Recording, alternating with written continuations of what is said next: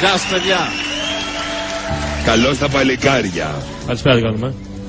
Καλησπέρα σας, χαίρομαι πάρα πολύ που επιτέλους έχουμε δύο ανθρώπους της τέχνης. Προφανώς θα μας παίξει το πιάνο. Μα είναι, όχι, είναι εντυμένοι σαν να πηγαίνουν σε μια συναυλία. Χαίρομαι πάρα πολύ που ήρθατε. Τι θα μας παίξετε σήμερα? Πρώτα είναι το Godfather, μετά της Carmen. Α, Μπιζέ. Μάλιστα.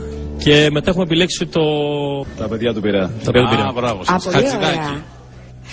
Άρα, όπως καταλάβατε, εσείς οι ακαλλιέργητοι, θα εμείς, ακούσουμε ένα Δεν τα κομμάτι έχουμε ξανακούσει. ακάτρεμα, Μάλιστα. γιατί έχουμε ένα πιάνο, θα μας παίξουν δύο κύριοι, οπότε προφανώς θα ακούσουμε ακάτρεμα.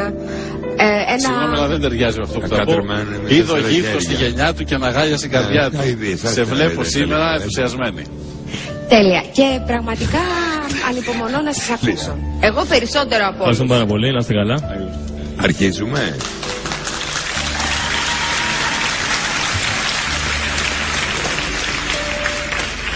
Α, σκαμπό δεν έχετε φέρει σκαμπό?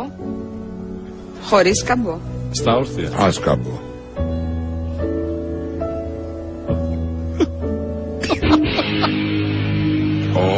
Τι κάνατε.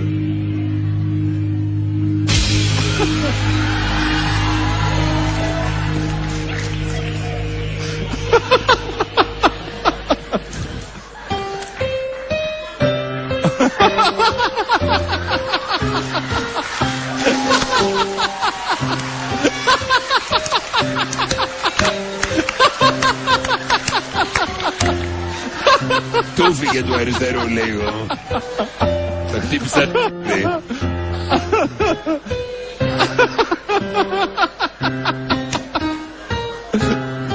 Ευγενία δεν σε φύγε σήμερα. Ναι.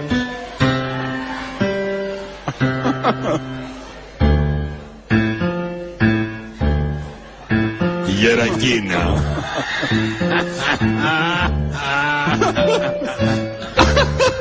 Χορεύεται.